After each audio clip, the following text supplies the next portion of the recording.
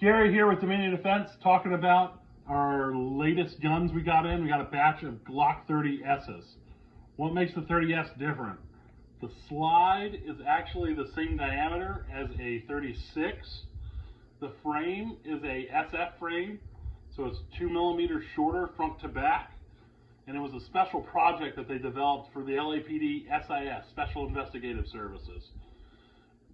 Weird thing about that, they carry a 1911, holds 8 rounds, and their backup gun, which is the 30S, holds 10. All right, you ready to see it shoot?